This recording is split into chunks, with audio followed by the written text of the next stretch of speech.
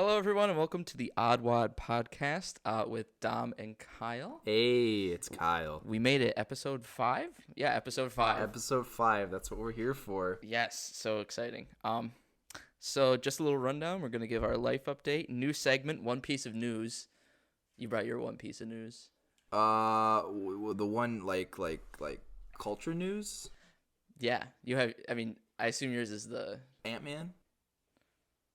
Oh, sure, yeah. I have my own piece of news. Oh, okay. Yeah, and you can talk about Ant-Man. Or Okay. you can talk about James Gunn. You can talk about whatever.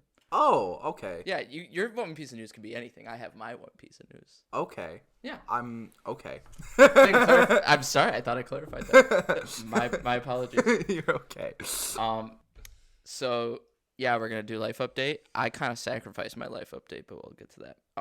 My one piece of news, and then we're gonna talk about how we would book, or how we would make the next however many movies of the next phase of Marvel and DC. Yeah. Dominic's got Marvel, I got DC.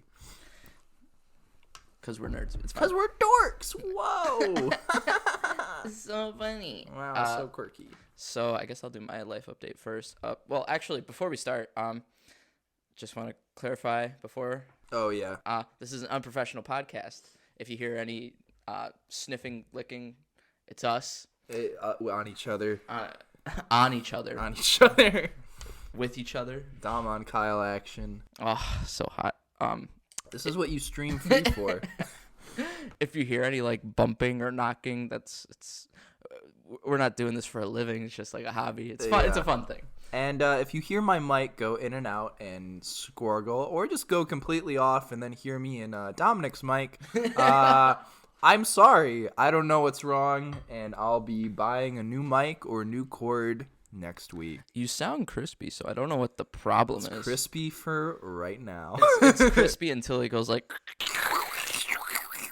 Sorry to break your ears.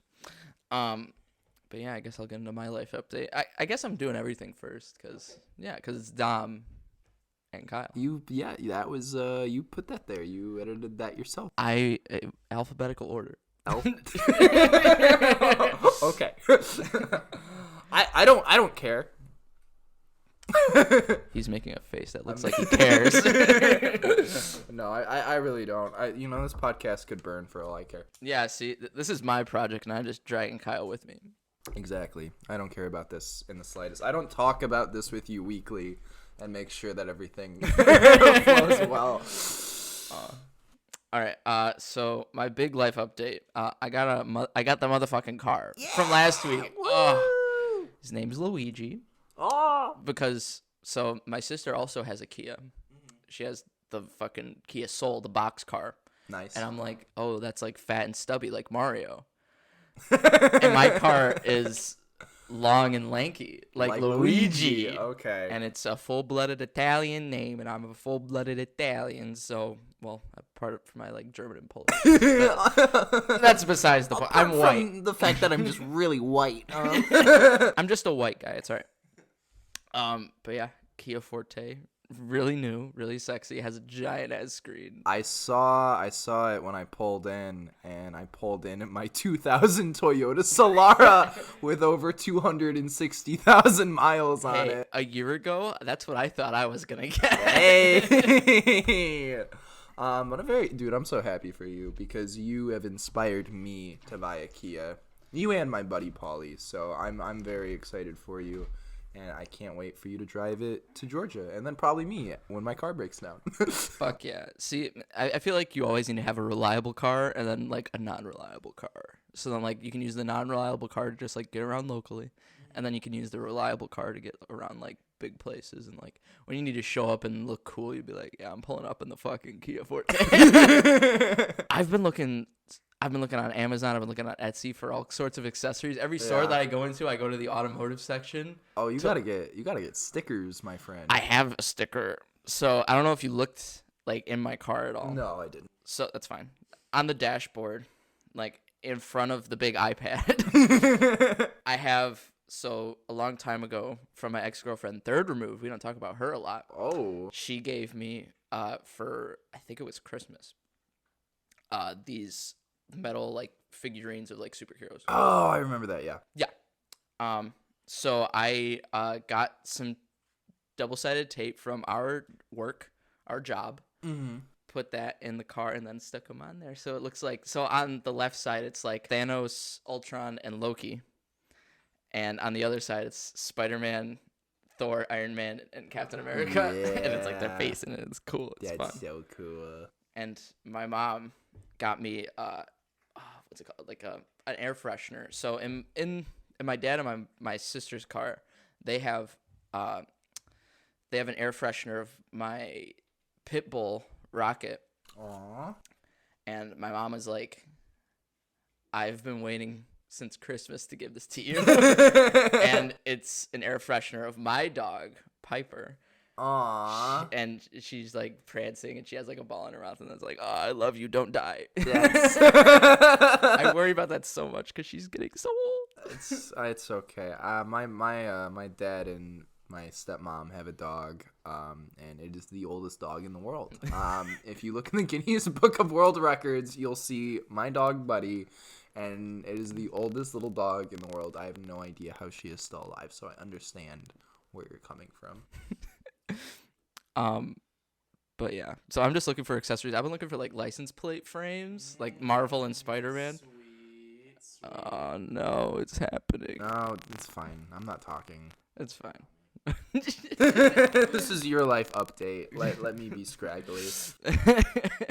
But yeah, just looking for car accessories. If anybody has any recommendation for like Can you superhero get stuff, some dice?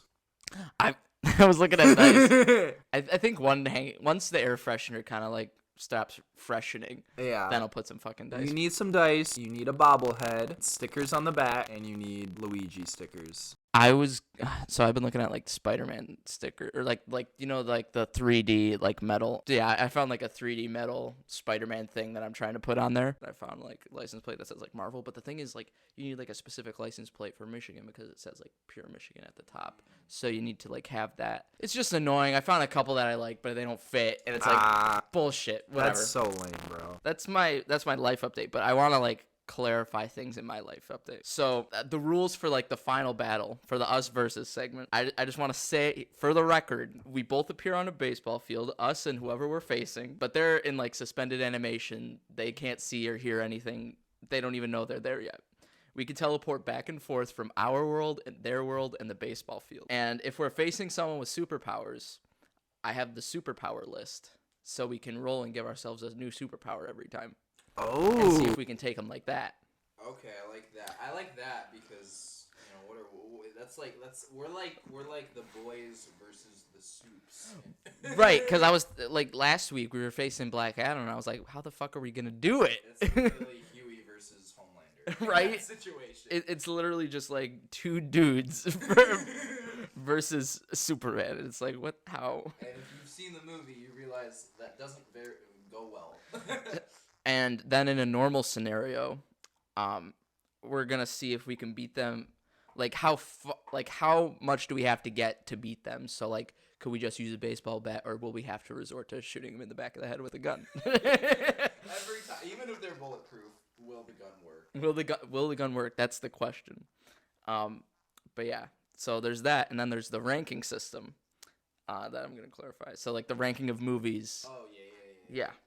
So I think we can do it a couple different ways. Sure. So in the initial ranking, we can rank it like, I think when we were texting back and forth, we can rank it from like something random from like Target to Kmart, or from with like Target being the best and Kmart being the worst. Like, I feel like Black Adam would be maybe like a Meyer. Only good in certain states, because it's only in Michigan. Because it's only in Michigan. And then like when we see more movies and we review more movies, we can rank it like based on those movies. So like in first place right now is Black Adam. Black Adam is number 1 right now. We like in the idea that we have not seen any other film in our entire life other than Black Adam. Well, it's just in the frame of reference of like this, like.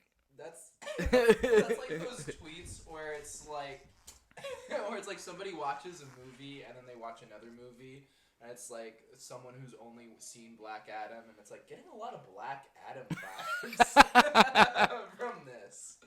That's my life update. What have you done this week, Kyle? So my life update is that at the beginning of this year, I went with a talent agency in Michigan called iGroup. Woo! Woo! Let's go. Let's act. Woo! And they're finally sending me auditions. So I auditioned for 2 commercials. One of them being a DTE commercial. We'll see. We'll see if I Energy. I know, energy. It was fun because the audition was like a guy who really wasn't into school. It was so That's funny. I know. It was like, yeah, I was never into school, not really into college. But then DTE came to my high school and showed some training programs. Now I have a real career. That was like pretty much the whole bit of what I had to say. Me too. We'll see if I get a call back. But what's nice is I just get to audition now, and I get to audition for things on my own time. Fuck yeah. Which is exciting. So, and then on top of that, compared to last week's life update, I did not get the full-time position at our retail store. The retail store is frustrating right now. I had my last day in paint at the retail store. Yeah. I'm so depressed. First day at the garden department in the retail store is... Oh, it's gonna be fun. It's gonna be great. I mean, you're also working the garden department when it's like in the more wintry times, so I'm sure that won't be as bad. Oh, it's gonna suck because I'm gonna have to be outside in the cold. Oh yeah, I have to cut Christmas trees. Oh yeah, never mind. You have the worst job in the world. I did talk to the head of the electrical department, and he was basically like, yeah, they're screwing me over by not having an opener. And I was like, well, if you want to talk to please... I'll bleep that name out. But yes, thank you. If you want to talk to you-know-who. If you want to talk to the fucking scheduling supervisor. If you want to talk to the word. scheduling supervisor, put in a good word for me. And he was like, honestly, I can see that you have a brain, unlike some people in my department. And I will try to shout your name out for you. And so hopefully that goes well. But in the meantime, I have another friend, my buddy who I roomed with, who works at a casino. Oh. He makes $18 an hour plus tips, and they share tips, which averages their hourly rate to around $22-25 an hour. Well, for 40 hours a week, and there's a 2-week training period. Yeah, that's right. They actually train their employees here on how to do the games, and it's not like an in-person casino, it's an online casino. Oh. So you don't actually have to, it's basically you're like a Twitch streamer for a casino game. That's fun. And you work for 2 hours, then you get a 30-minute break, paid, work another 2 hours, another 30-minute break, and it's 40 hours a week, paid, and I think I'm gonna try to go for it. I think that's a good idea just because 18 an hour is already more than the retail store job, so that's just like more money in your pocket. More money in my pocket, plus it's guaranteed 40 hours, no more, no less. Right. The only issue is I really want an opening job. Like, I really want to... Is this like closing or just like... It would probably like... Or like later at night. Like later at night, which I might just have to like buckle up. My idea is if I get my job out of the way in the morning, probably take a nap after work, I can usually get the stuff done that I want to get done. Auditions, rehearsals, whatever, and then hopefully that'll work out. But again, this is all for debate. I might just be unemployed. We'll see. We'll see. Maybe I'll just go that route. I don't think that's the best idea. No, I think that's a really good idea. All right, now we're on to the one piece of news segment, unless you have more updates. No, that was pretty much my life. Oh, I saw Mason's show last night. I can't. I know. It was work tomorrow. It was really fun. It was a very fun, campy show. If I'm sure a lot of people who are in theater who might listen to this, She Kills Monsters, very cute, very well done. She does. This was their first show at like a different building. That's just because. Yeah, because they're re-innovating the theater building. Theater building. Yeah, but it was hard to find. And I had to call a bunch of people to figure out where it was. But then I did. And I'm glad I did. They did a lot of cool lighting. The costumes were really cool. It felt like I was in a Legend of Zelda game. Was Mason important? Mason was important. Because I know he's like the DM. He is the DM. The thing is like he's always on stage, but he's not always talking. Oh. Because like he talks through the characters who are on stage. Gotcha. So I've seen the show before. I haven't like. I don't remember too much about it. It's one of those shows where like it had a huge cast, but there's a lot of people who like come on for 2 seconds, and then they're like off for like a while. A while. I was talking to some of the actors, and they were kind of upset because every rehearsal, every single person was called every day. Oh no. Now for those of you who don't act, I want you to know that rehearsals are usually a 4-hour to 3-hour like rehearsal time at like usually an average. So if you have like 2 lines for act 1 and then you're there for 4 hours and they haven't got to your scene, you might feel like it's kind of a waste of time. That's because it seems like it is. Wow, Dominic. You might be right. I haven't been to college. I don't know this experience, so I can't speak on anybody, but that seems like a waste of time. Yeah, like the show is good, and you could tell people like had fun once it was like all wrapped up. But a lot of the actors were glad it was over, because if you're not, even the main characters like didn't have too many lines. A lot of it was action. There was some cool stage combat in it. Oh, that's fun. But yeah, that concludes my life update. And I just want to say I wanted to go, but tickets were sold out by the time I actually got around to buying them, or went to actually go buy them. So I was going to go see it. I wanted to see it, but those greedy fuckers took my tickets. Those greedy fucks. But yeah, now on to the one piece of news section. Ooh. Mine's not something we talked about. Okay. Doctor Who is going to be on Disney Plus. Oh. I am a big fan of Doctor Who. Wait, you I are? am. Wait, wait, what? Oh yeah. When was this? I was always the Doctor Who fan. When did you like Doctor Who? So I've liked Doctor Who. So my first kiss was us watching Doctor Who. Not us, but no, that was us. Oh, that was we saw David Tennant on screen, and we're like, wouldn't it be crazy if we kissed right now? So my ex-girlfriend, whose house was filmed, or whose house, It Follows. You know the movie It Follows? Yes. Yeah, the girlfriend whose house that was filmed in. We were watching Doctor Who, and we kissed. And I just stuck with Doctor. I was more.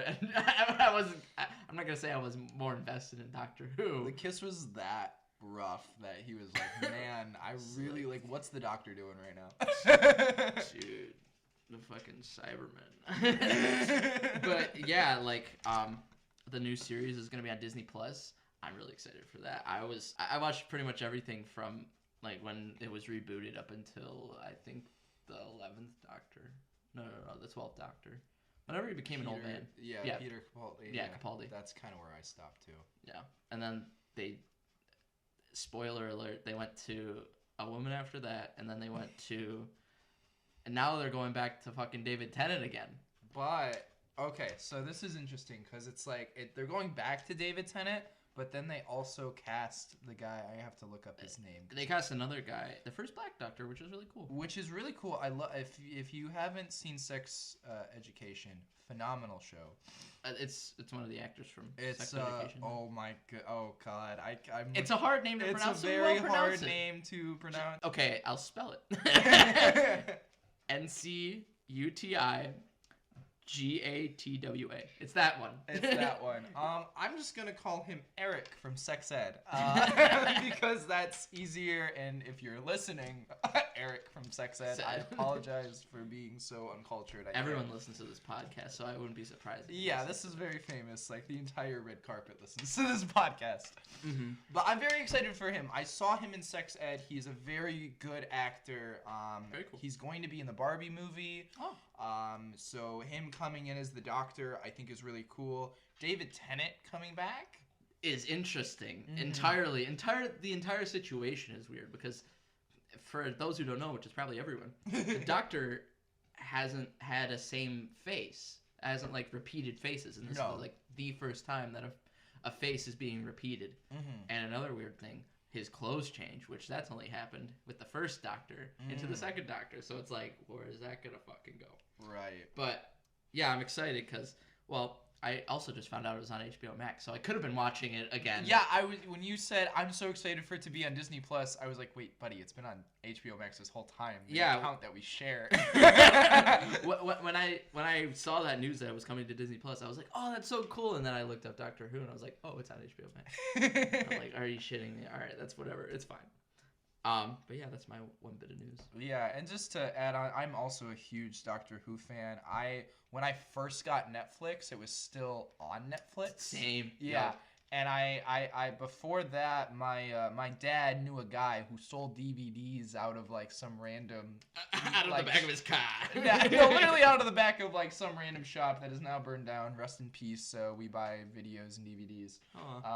But he gave me like a bunch of the 70s and the early classics. Oh, you're like a classic Who. Oh, yeah. Well, I tried. I wanted to get in as much as I can. For those of you who don't know, there was a BBC building that burned down and basically like burnt a bunch of footage from the original classic Doctor Who's. So there's just like so many relics of so much content lost. So much content lost from the original series that you will never be able to find again.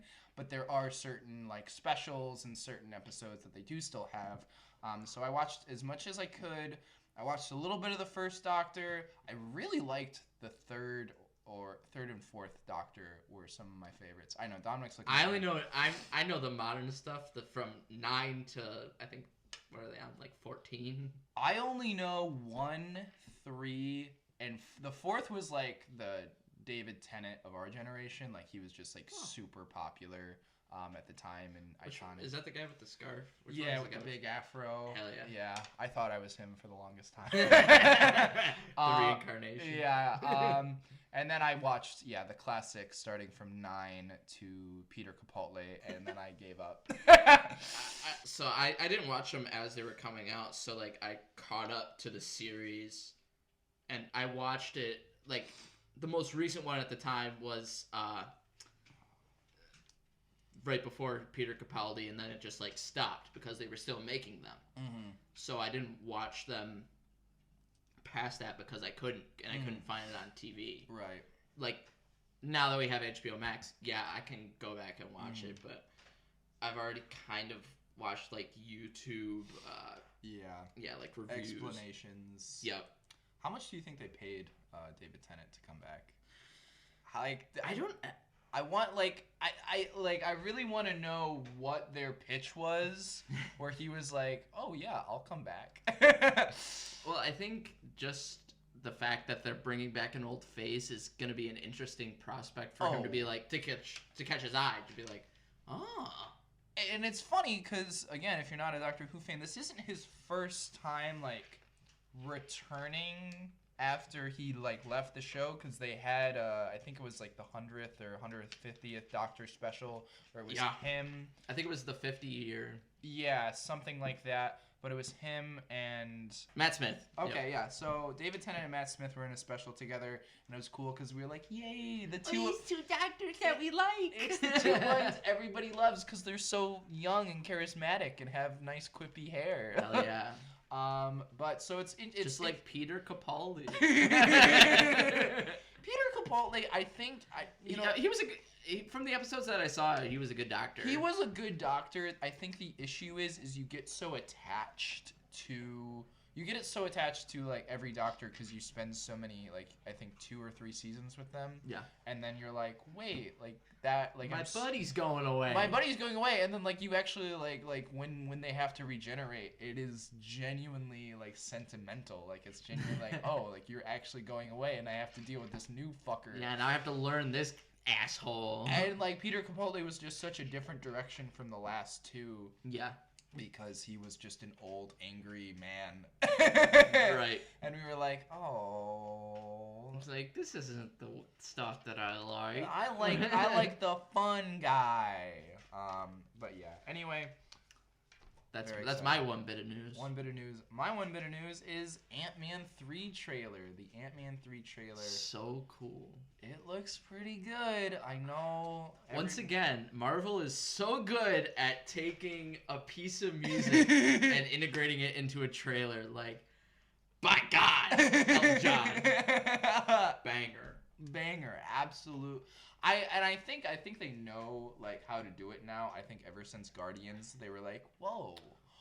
People recognize these songs, and then they can connect it with our movies. And then they'll be like, wow. And then they could play and be like, oh, that's the Guardians of the Galaxy song. So it's like, I gotta feel. And you're like, no, literally. This Ant-Man trailer, I give it credit because I feel like the Ant-Man movies are like kind of like Aquaman. Like you kind of look at him and you're like, oh, it's Ant-Man. Oh, it's Aquaman. I am a big fan of the Ant-Man movies. I'm just saying like the overall like I like the Ant-Man movies as well. But yeah, it's like the overall like when like you're like Batman, Superman, and then you're like Aquaman, yeah. Like it's a silly character. The reputation for them is not the greatest, but this Ant-Man looks awesome.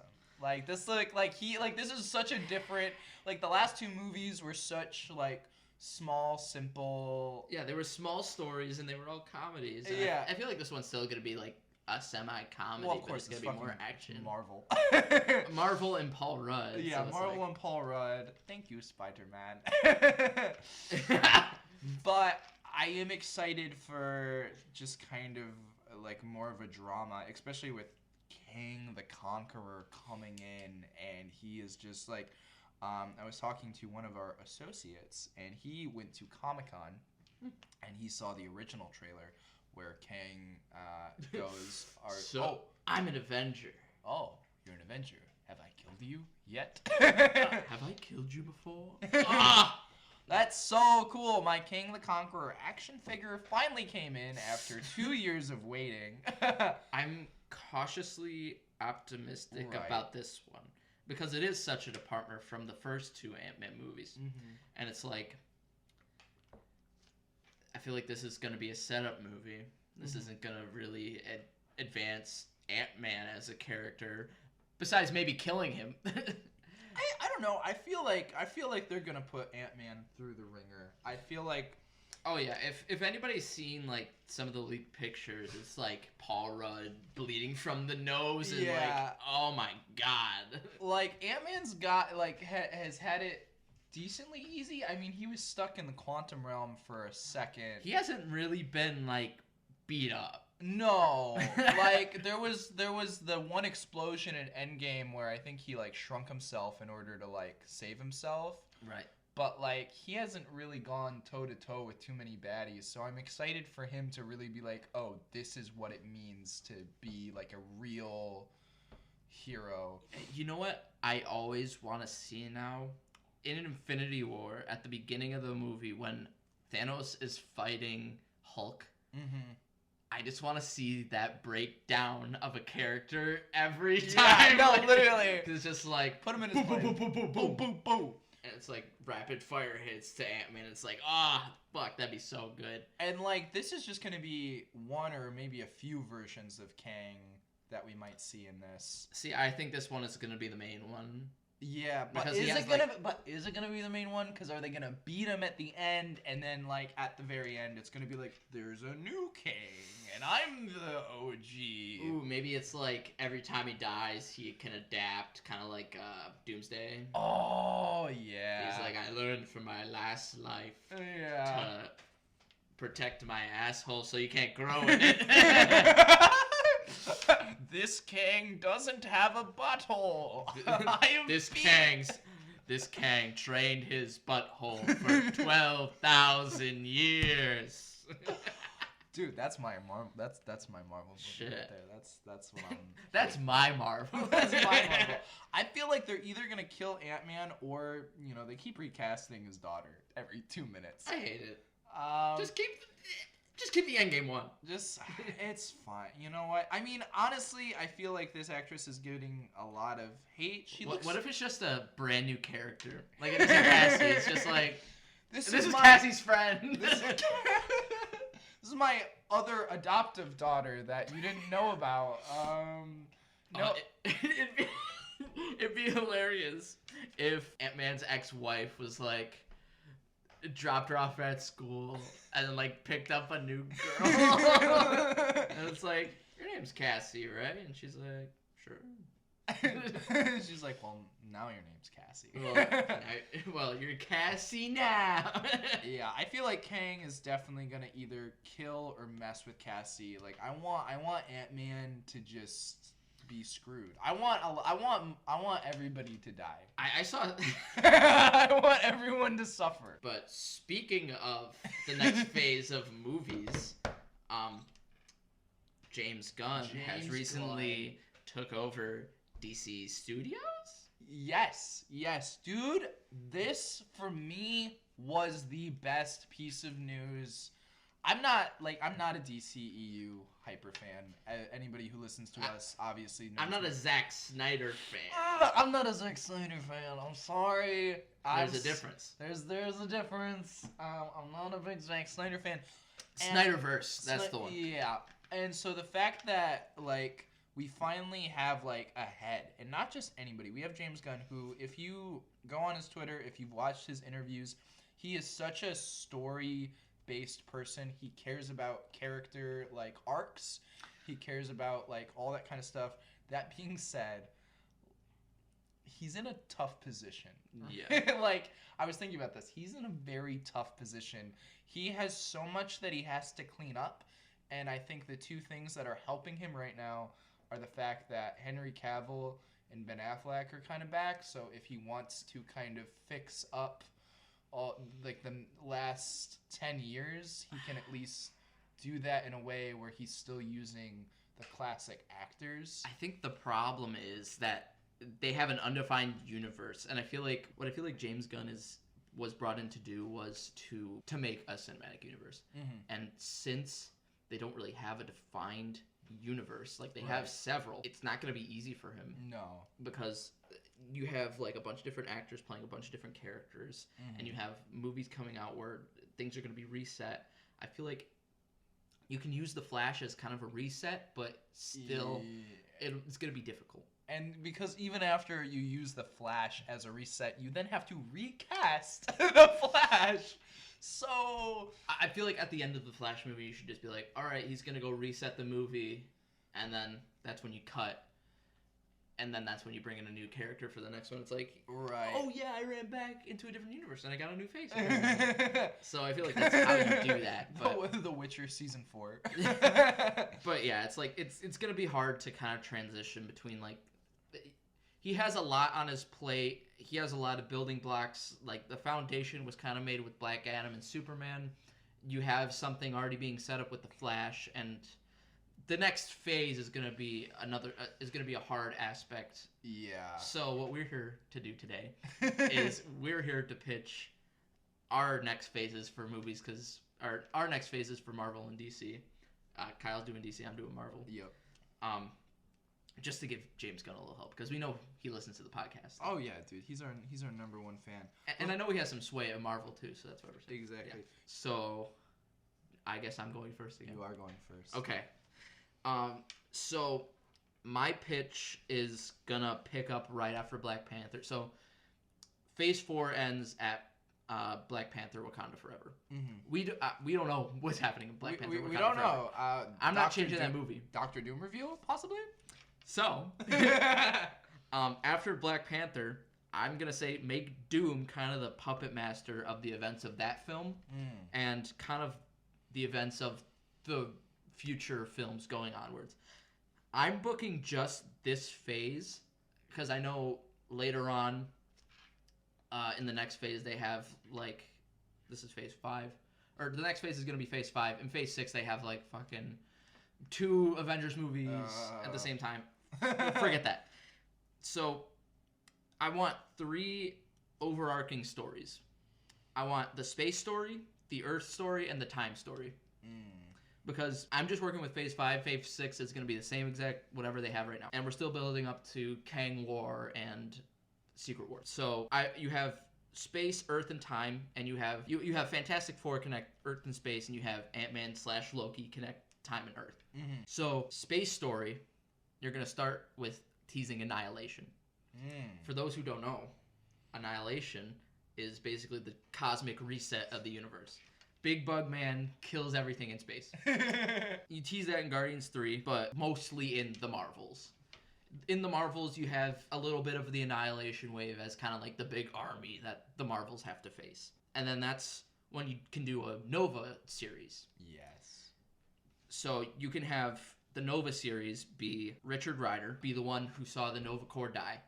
And his buddy was Sam Alexander's dad. So Richard Rider was kind of like Earth's Nova, and Sam Alexander is the kid Nova that they brought in early 2000s. I feel like it'd be really cool if it was like Dick Rider. Dick Rider. Dick Rider. I'm Are just you gonna saying say Dick yourself, Rider.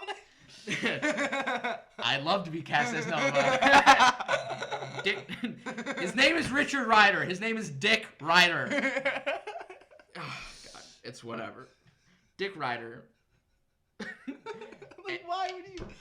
Like, whose idea was that? Where it was like, yeah. I think it's brilliant. I want to name this character Dick Rider. Come on, get through it.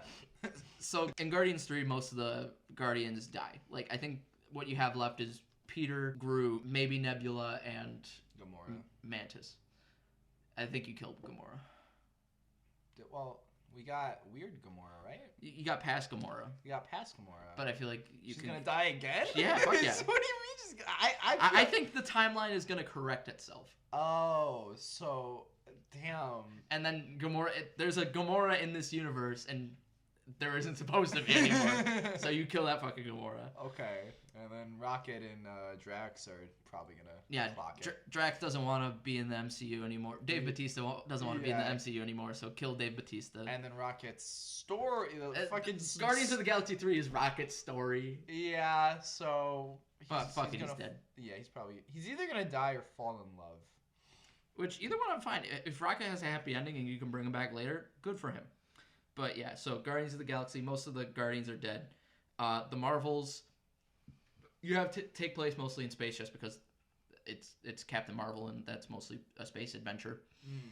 And then after those two, kind of what I did when I did the movies, I was kind of like, okay, so for the movies, you're going to have the space movies, and then for the series, you're going to have the Earth series. And then you switch, so then you do Earth movies and then space series. Okay. So, yeah, it's not going in order. I'm just explaining the space story. No, I got you. Yeah, so in the space story, that's when you have, like, you see Dick Rider. You have him see the Nova Corps die by Thanos' hand because that's how he got the Power Stone in Infinity War. And then that's when you have him come to Earth, give Sam Alexander the helmet, and you kind of can set up, like, oh, Young Avengers thing. But then you can also be like, oh, we're buddies and we're hanging out and he's my mentor and he doesn't want to be a mentor. That kind of dynamic. Kind of like an Old Man Logan, but not old. Gotcha. Yeah. And then they can be Novas together, whatever. And then this leads into the new Guardians having to assemble because most of their roster has been killed. And that's when you have what I thought would be cool is if you had the next Guardians of the Galaxy movie be like the Avengers team up. Oh, okay. Because, like, you have everybody. So you have... Because the Guardians of the Galaxy, I consider honorary Avengers. Right. Now we're going to make the Avengers honorary Guardians of the Galaxy. Sweet. So during Annihilation, which is going to be the second to last big movie in my phase, you start with Guardians of the Galaxy 3, you end with Guardians of the Galaxy 4. Annihilation Conquest. And you have the Guardians, Nova, the Marvels, and the Avengers team up and fight Annihilation. And that's the big team up. Because I think that's what's been missing from these phases, is that you don't have a big team up movie at the end. Yeah. You build all this stuff up, and then you don't really see it culminate until, like, 5 years down the line. Right. And I feel like that was a good thing about Phase 1, where you had where it wasn't really connected. You had like a couple movies, and then you had the big team up where everyone gets together, and you continue that into Phase 2, where they had their separate Avenger adventures, and then they teamed up at the end, and Phase 3. So I feel like you just need to continue that process. Yeah, it gets you establish a repeating process, but you also can mix it up a bit. You can have Guardians of the Galaxy be the team up. So yeah, that's like the space story. You're building up Nova, you're building up the Marvels, and you bring them all into space to fight Annihilation. Now, what the fuck is going on Earth? So, on Earth, you erase the fucking Echo series, you erase the Agatha series, and you erase Ironheart. Okay, you don't... Okay, so instead of Ironheart having her own series, you put these characters in the fucking... You do a Daredevil show, you do a Scarlet Witch show, and then you put Ironheart in the Armor Wars show. And then that can be the fucking Ironheart and War Machine team up. Okay. I'm all about team ups in here, baby. Aren't they making Iron Wars a movie now? They're making it a movie. I'm making it a series. Okay. We make that a series in here. Yeah, I literally have Daredevil show, Scarlet Witch show, and Armor Wars is a show again. So you basically have the Earth story revolve around a power vacuum. Since the Avengers aren't really a thing anymore, Justin Hammer's trying to take over the tech industry because Tony Stark got all of his stuff confiscated by the military in Spider-Man No Way Home. And Kingpin is trying to take over New York and is running for mayor. And that's when you have like Daredevil, Echo, and Spider-Man fucking try to beat the shit out of Kingpin and expose him for being corrupt. And I want, in the end, the world to be in shambles because Secret Invasion, they took over all the superheroes' bodies, and the superheroes were doing bad things, so they don't know who to trust. I want Secret Wars to fucking matter. Basically, it's taking all these big stories and making them actually mean something. Because I feel like something that Marvel's doing right now is they have these big stories. And then they wrap it all up at the end with a nice little bow. Yeah, and they don't build off of anything. And they do them too early, and then nothing really happens after that. They're like, oh, this is huge! And they're like, we all figured it out at the end. You'll never see this bad guy again. Yay! So, in Quantumania is going to start out my movie. So I'll go down the movies. So we're doing Quantumania, the movie. Guardians of the Galaxy is going to be a movie. Then Armor Wars is a series. Then The Marvels is going to be a movie. Then Loki Season 2. That's just going to build off of what they were setting up at the end of Season 1. Just like, oh, the one above all, or whatever his name was. He Who Remains. That's the one. He got killed, and how are they dealing with that in the TVA? That's all that series is going to be. And then Loki's like, I should probably warn the fucking main universe, but he's trying to figure out how to get to the main universe. Then you have Captain America, NWO, or New World Order, whatever. And basically, I want that movie to revolve around people not accepting Captain America still, but he's accepted himself as Captain America. He's like, I don't care what you say. Like, you have a big conspiracy about, like, oh, these people are trying to take over the world. Yeah. And he thinks he beats them. He's like, I took care of the Serpent Society. They were trying to take over the world. Whatever. But then in that movie, you establish the Cabal. So that's like a post-credit thing. You have Doctor Doom. You have Justin Hammer. You have the lady who's running the Thunderbolts. You have Namor. And I think that's all I'm going to do. And then you have those guys, and they're like, oh, we'll establish connections. It's all right. And then that's when you do the Nova series, because they're building up Nova, and he's like, oh, my dad's dead. My dad's dead. My dad's dead. My dad's dead. Dick Ryder, can you be my dad? Like, yeah, sure, I'll be your dad. Why did they name him Dick Ryan? I'm sorry, if you're listening, please don't ever name your kid Richard. Please. I want to name my kid Richard just so I can call him Dick. Bro, why do you, you don't, Hey, Dick. Hey, Dick. That's just one way for your child to hate you for the rest of your life. Like, literally. Well, I guess I should probably explain what some of these stories are. Nah. So, yeah, okay, Quantumania, you show Kang, whatever. That's it. He shows up, he's like, I'm Kang, and then he leaves. I'm the big bad guy. Okay, so you have Ant-Man. So MODOK exists in the quantum realm. It's Yellow Jacket from the first movie, whatever. Kang needs something from MODOK, but MODOK's not giving it to him. You have Ant-Man go steal a thing from MODOK. Okay, whatever. That's fine. Guardians of the Galaxy 3, it's the big bad is going to be the guy who mutated Rocket to be Rocket. He kills Drax. Groot's big again. Yeah, let's say Rocket's happy. Let's say Rocket gets together with his fucking otter friend. His otter friend? That's who it is in the books, I think. No, it's the only other it's another raccoon lady. It's the only other one of his species. I didn't know it was another one of his species. Because in the video game, Fake fan. in the video game, Fake it's an otter. fan. It's whatever. It's whatever. How can in today's podcast we're gonna figure out how a raccoon and an otter get it? Hey, they fought. There you go. End of story. Sweet. Armor Wars. That's gonna be Justin Hammer's gonna be big bad villain, big bad man, and he's gonna be like, oh, I'm getting all the fucking technology. Like, you don't know it's him at first, but it's like, oh, it's Justin Hammer because it's big technology man. And you have Riri and War Machine. I forgot his name. Don Cheadle. Rhodey. You have Rhodes. You have them team up and be like, fuck the armor. It's ours. It's Tony Stark stuff. And then in the Marvels, you have... I don't even know what that fucking story is going to be. It kind of connects to... supposedly it connects to Shang-Chi. Whatever. The Marvels is just... You establish that there's big bug people, big bug army. That's all you establish. That's all I really care about in the Marvels. It's all right.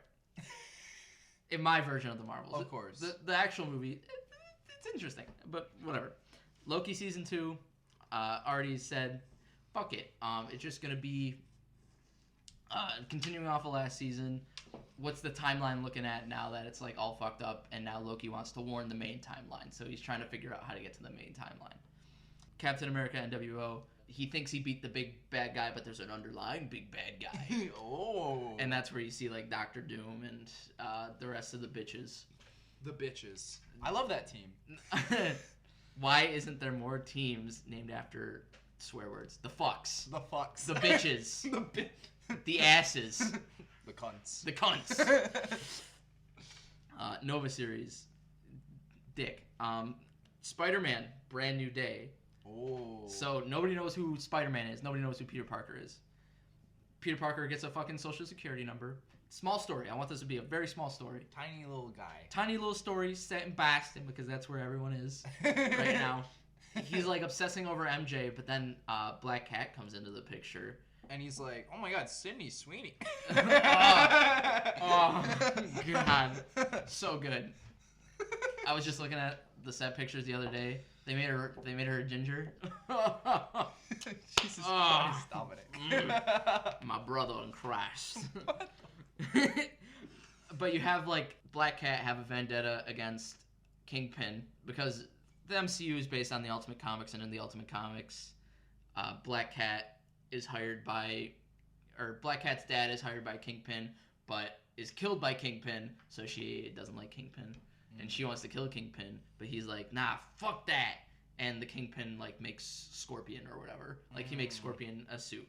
So Scorpion is, like, the henchman bad guy, the tough one that they had to face, like, in Homecoming, like, I Shocker. would love that, especially after now watching a lot of Better Call Saul and knowing that actor is really fucking good. Oh, right, yeah. I'm like, give me Scorpion. Give me Scorpion. Like, Scorpion is like the superpowered bad guy, but the underlying bad guy is gonna be Kingpin, and that's when you can set him up for like the Daredevil series. After that, and then you have Echo being that and be like, we fucking hate Kingpin. We're gonna take him down. Then you have like Spider-Man cameo, and you're like, I already tried, and he's like really hard to beat up. I can't do it. And Daredevil's like, did I defend you once? And he's like, I don't know. So yeah, that's the Spider-Man Brand New Day. Black Cat, give me Black Cat. Jesus Christ. Give me Black Cat. What the fuck? And then after that, you have like the big three. So you have the big series and Secret Invasion, where it's like, oh, the fucking big superheroes are actually bad. So you have like a Skrull, like Captain America can be a Skrull, not the one that we see in NWO, New World Order, but you just have like some important superheroes be Skrulls and kind of do bad things and like blow up buildings, like that kind of thing. So then the world doesn't trust them anymore. And And then at the end of that series, all the superheroes are finally together, and they're like, oh, fuck, they don't trust us anymore. Mm-hmm. And that's when you have the Guardians of the Galaxy come down and be like, we're fucked! we're doomed! And it's like, we need you to help us kill these things. And then that's when you have Annihilation Conquest, where it's like, Annihilus is eating planets, basically. Like, if you ever seen, like, termite videos where they just, like, disintegrate things, that's what it is to planets. And it's just like, we're losing everything. Like, have Peter Quill have, like, a beard. Have Dick Ryder have a beard. Everybody has a Everyone beard. has a beard. Give Mantis a beard. Just, like, everything's in shambles, and it's just like, how the fuck are we gonna kill these things? And then, like, I don't know, have Riri Williams just be like, pew! Riri Williams does it all. Riri Williams, like, everybody step back. She's supposed to be, like, one of the smartest people on the planet, so she, yeah, she can develop a bomb. Is she like up with Reed Richards kind of intelligence? She's like slightly below Tony Stark. Okay. So she's probably like top 10 smartest people probably, in the MCU. Yeah. She's probably up there. But yeah, you have Riri Williams can save the fucking day, and then she can have a big ego when she gets her series next phase. But then I thought I threw you for a loop there. That's not the last movie. It never is. The Marvel Cinematic Universe will never die. It will go on until we are like 80 years old. The last movie in this phase is going to be Thunderbolts. It's still going to be Thunderbolts. But this time, the lineup. You don't use just 20 super soldiers. Why not? So Justin Hammer has been assembling the Thunderbolts slowly. You get the Abomination, because he's still... at the end of She-Hulk, he's like with Wong, so it's kind of like iffy. But he got assembled by Justin Hammer. Justin Hammer is going to be the Iron Man of the group. You can still have like Bucky Barnes being in there, but kind of as like I'm cautious about this group, but I'm gonna like keep an eye on it. I'm Bucky Barnes, and I constantly have trust issues. I don't even trust myself. God help me. And that's exactly what this is. You can still have Ghost in there because that's a cool power. That's one of the actual superpowers of the thing. You have a couple other members. I haven't thought of the minutia of it, but it's like in the book Thunderbolts, it's basically a team assembled by bad guys pretending to be good while the Avengers are gone. So then they can take over the world. But then they turn good in the end. Oh. Right. It's the Suicide Squad. It's Suicide Squad. So you have Doom kind of being like the figurehead of this group, or not like the actual figurehead, but like the underlying. Yeah. The backer. Mm-hmm. And what you can do in this movie is you can kind of turn them. Like you can send them on missions. Like they go on a couple missions, and they're like, yeah, we're bombing everything. We're killing people. Die. We're taking over. The Avengers aren't here. Bang, bang, bang, bang, bang, bang, bang. Somebody save Dick Ryder. Somebody save Dick. We're going to capture Dick Ryder for experimental purposes. They don't know who Dick Ryder is. Dick Ryder's in space. We are fighting bugs. We are keeping Dick Ryder in a vault for our use. and in Annihilation Conquest, the Guardians of the Galaxy movie, you can kill Peter Quill then. That's fine. That's when you can kill Chris Pratt. It's me, a Star-Lord. Annihilation Conquest, here we come. So yeah, like in the Thunderbolts movie, there's no Avengers, there's no superheroes at all, and you can just have like a bunch of bad guys trying to take over, but then the bad guys realize, oh shit, we're like hurting people. Like Ghost is the one to realize like that's a family. We just like murdered half of them. Guys, what if we stopped for a second and thought about our morale? And they'll be like, yeah, all right. And you can have Red Guardian in there because that's like you can have 2 super soldiers. I'll give you 2. You can have 2 of them. Yeah, I love Florence Pugh. I just feel like she would be better off in something else. She doesn't need to be in this movie. She can be in the Secret Invasion thing. Yeah, she can. Like put I love her. Put her in other things. Just don't put her with 50 super soldiers. She'll be with the Guardians of the Galaxy fighting. Wait, honestly, fighting space low key. Like that would kind of bang. But she could be Captain America. Because Captain America had Natasha. Oh yeah. So then fucking perfect. I thought of that all on my own. Thank you. You're I fit it. You did it. I did it. But yeah, then in Thunderbolts, they just realize they're good, and then they fight Justin Hammer. And then it's like, oh, you thought you beat the figurehead of Thunderbolts, but it's actually Doctor Doom. And then that's when you can set up like Secret Wars for Doctor Doom and Fantastic Four with Doctor Doom, and just Doctor Doom is the big bad. Yes, and we're gonna make Doctor Doom actually not be shitty. We're gonna I really hope that they have learned from the past 2 iterations of Doctor Doom. They have to have a plan for him. See, the problem with Marvel right now, with how they have things structured, is that they're building 2 big bad guys. Mm-hmm. But the problem is they haven't done that before, and I think they need to start planting seeds now. They already have Kang established. You need to start Doctor Doom now.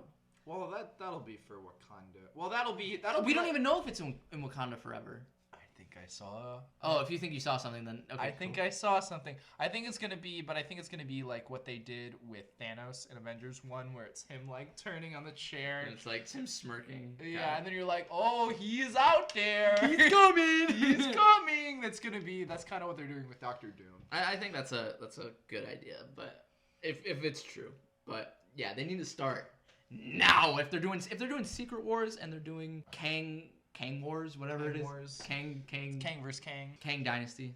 Stupid name. Whatever. Everything is stupid. A lot of these fucking names that they have for Marvel movies now, I think are dumb as shit. Multiverse of Madness. Dumbass name. Don't come at me. Stupid ass name. Quantumania. Fuck that name. Stupid name. Titles are hard, man. Titles. But yeah, I'll just run down the movies again. Quantumania, Guardians of the Galaxy 3, Armor Wars the series, The Marvels movie, Loki Season 2, the series, Captain America, New World Order, the movie, Secret Invasion series, Guardians of the Galaxy, Annihilation Conquest, the movie, and then Thunderbolts, the movie. That's so hot. Thank you. I don't know what to say to that. This is really hot. So I'm now in charge of Marvel. I emailed that over to Kevin. Kevin said, finally I can go into retirement. He said, goddamn, DC hit me up.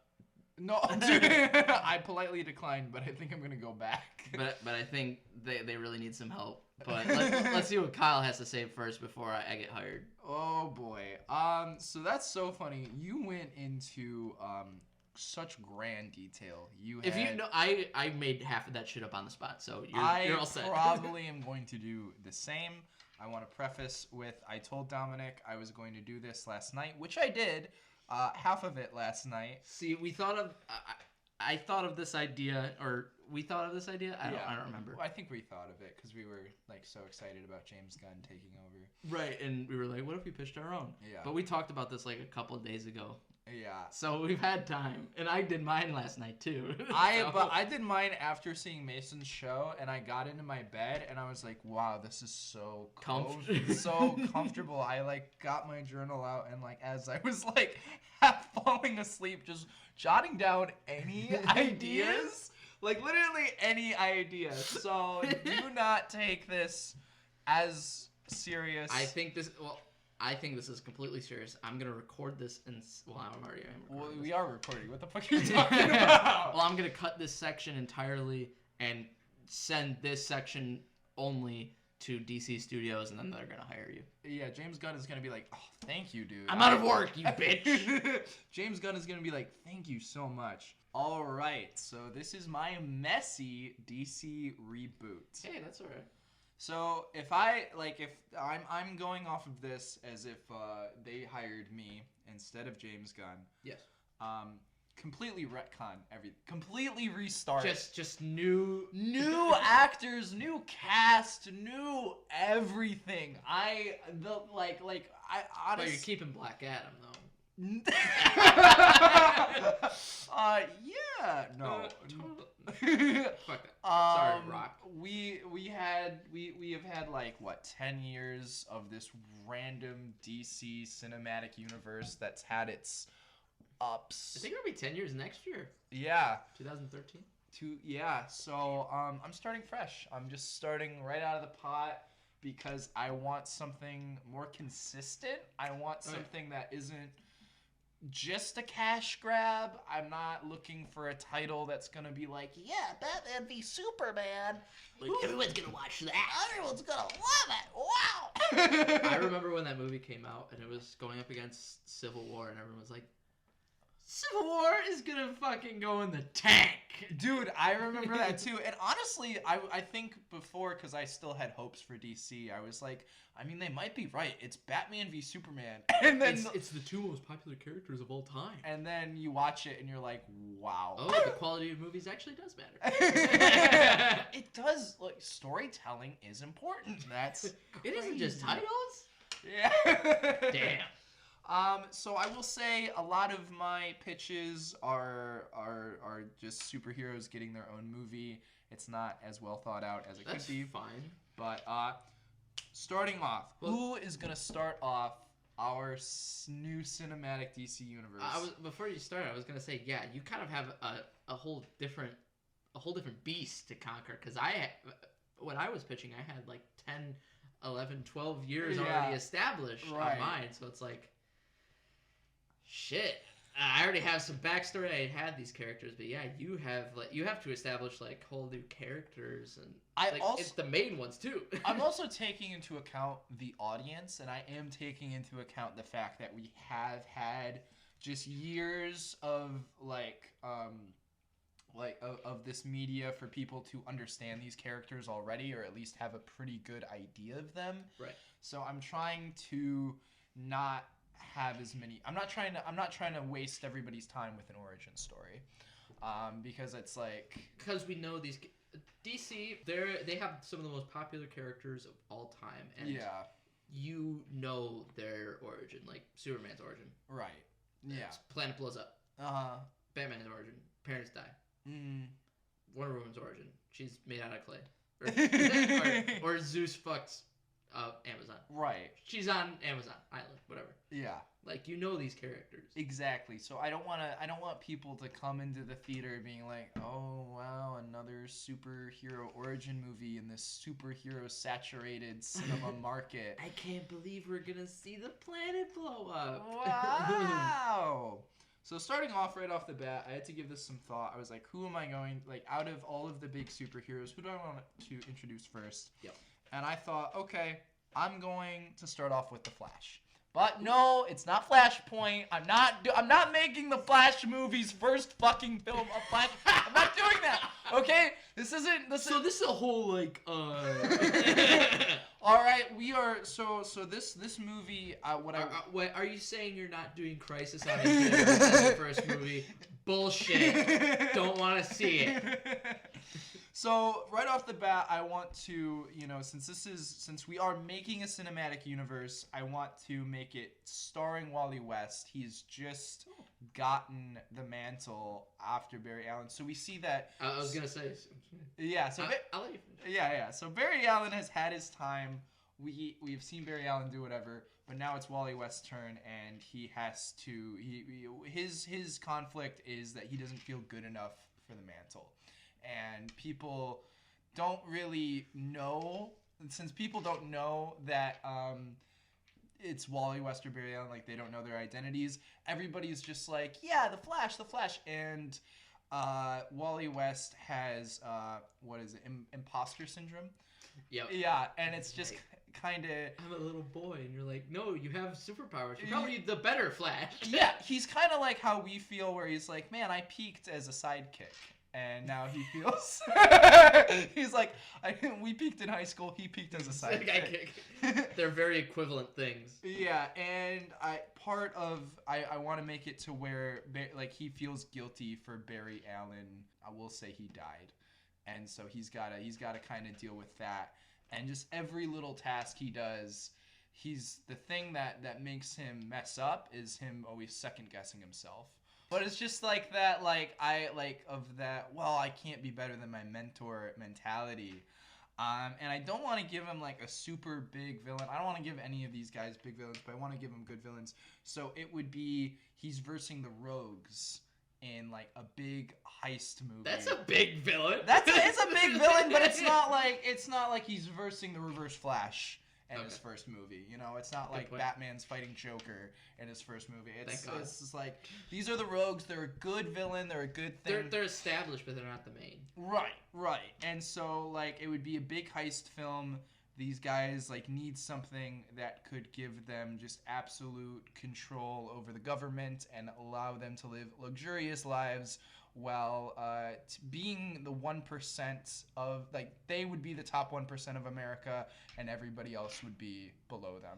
So that would be what the heist entails. What would that be exactly? I haven't thought out the details. I want him to like have kind of like that neighborhood idea of like friendly neighborhood Flash. Friendly neighborhood Flash of like he cares about his community. I like that. And he sees people struggling, so he knows that if the Rogues do this, that will impact the people that he's like mostly closely protecting. Hell yeah.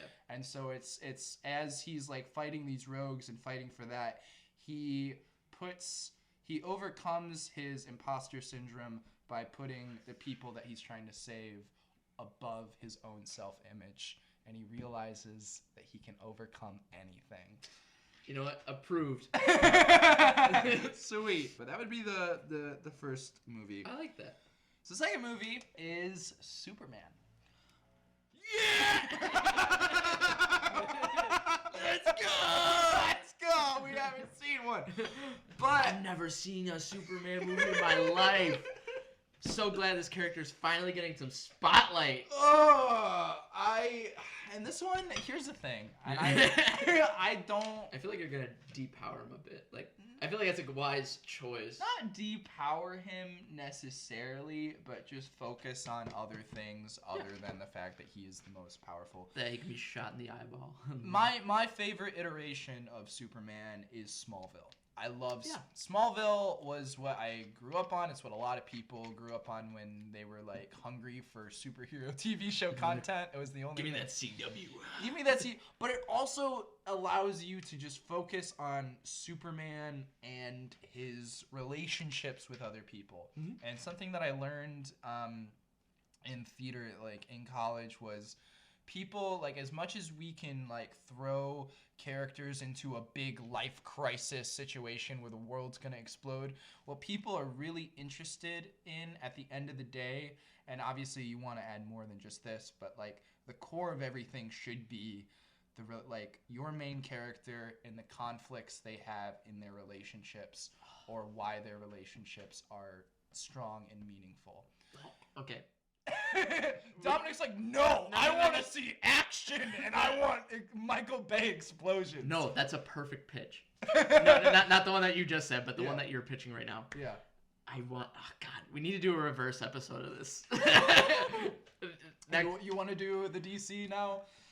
Well, no, because like I have my own ideas for DC too, obviously. Yeah. But like, there's one like aspect that I want to put into a Superman movie where it's like there's this big bad guy, whatever. Mm-hmm. He's fighting throughout the city, knocking things over, destroying things, and Superman beats him. He saves the day, but he's like he's sad or whatever, and people are like, "What's wrong, Superman?" And it's like a little girl got kidnapped, and I didn't save her. Oh. And it's like he beat up a super villain, stopped a bank robbery, right, and like. He did all this amazing thing. He did all these amazing things, and it's just like, I didn't save her. Or she's still out there, and I haven't found her, and I can't get to her.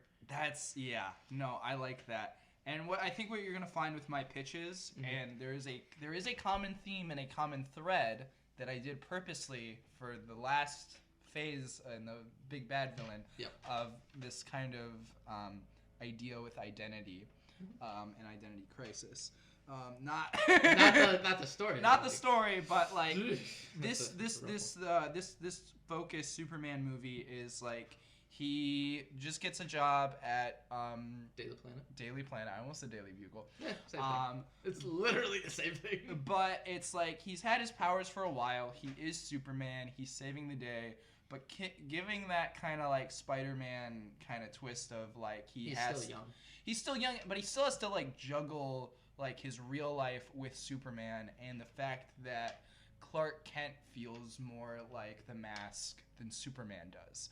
Like he's like, I know that I am literally able to accomplish such amazing attributes, like I can be around the world in 60 seconds and it doesn't even faze me. Like he's at a photocopier and he's like, I could make this go so much faster, but I can't. And so it's like, it's him like struggling to really hit it off with Lois, because when he is Clark Kent, he is just kind of like this awkward, small little guy who is, just, kind of fun, kind of quirky. He's trying to like get up in at the Daily Planet, but people keep just being better at his job because he has other things to focus on. I like it.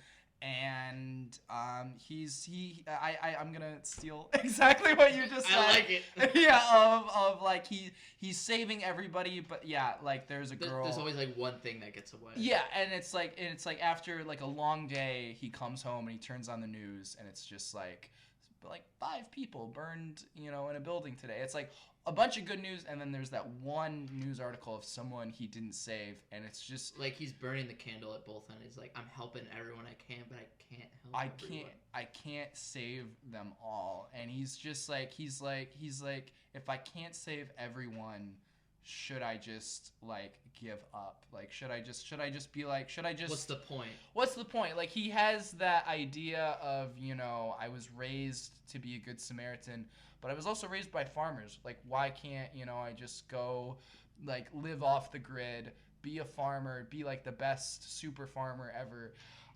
Like that's just something. Like help people in the economy. Yeah. Through feeding them instead of like, And then I thought, you know what? Because my whole thing is about identity, what if we have Cyborg, Superman, and Bizarro come in from the bat? I like it. Yeah, I just start ruining his reputation. And it's also 2 people that are pretty much like matching him in superpowers. And he realizes it's like, no, because he realizes that he has to stay and he has to save people, because when someone as powerful as him is going to come and kind of ruin everything, then who else? He has the ability. Yeah, it's kind of with great power comes great responsibility, but it works! But it works! It works! And I feel like that's really fitting for a young Superman, because everything in art is stolen. And I feel like even though Superman might not have had this story, I feel like that's an important element in both of their stories of like, I have the power, so I should help people. And kind of like what we were talking about earlier with making your big bads like with little stepping stones first before you just throw them in there. Right. I want, and I'm taking this from Smallville as well, I want Lex to be in it, but I want him to be like kind of like how Gus is like this big guy who like comes in and makes appearances. Oh, you're talking like Fring and like Gus Fring in Breaking Bad like comes into the DEA and is like, oh, it's nice to meet you. Like I want Lex to like come into the Daily Planet, kind of be very interested in Clark and make all these interesting comments. And I want him to make a friendship, and you can see that the advice that Lex gives him is like very biased towards Lex benefits, but it sounds good. Like it's like, you would also benefit from this, but you don't know that I would benefit more. And then I want a friendship with him and Jimmy to be like this, like more wholesome, more like, well, like do things for yourself. Like that is okay.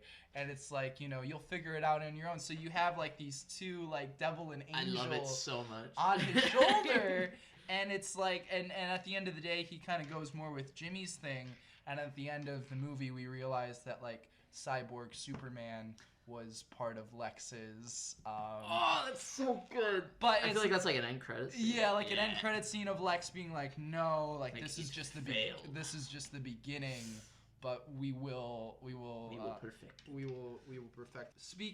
So going off of the 3rd film in this phase, we obviously have a Batman movie. Let's go!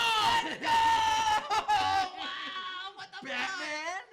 fuck? You're going that deep? You're going I F-list character Batman? This one was the hardest one to pitch. There's been so many Batman movies. Literally. So many fucking Batman movies. I don't know how the fuck to do it differently at this point. I don't know.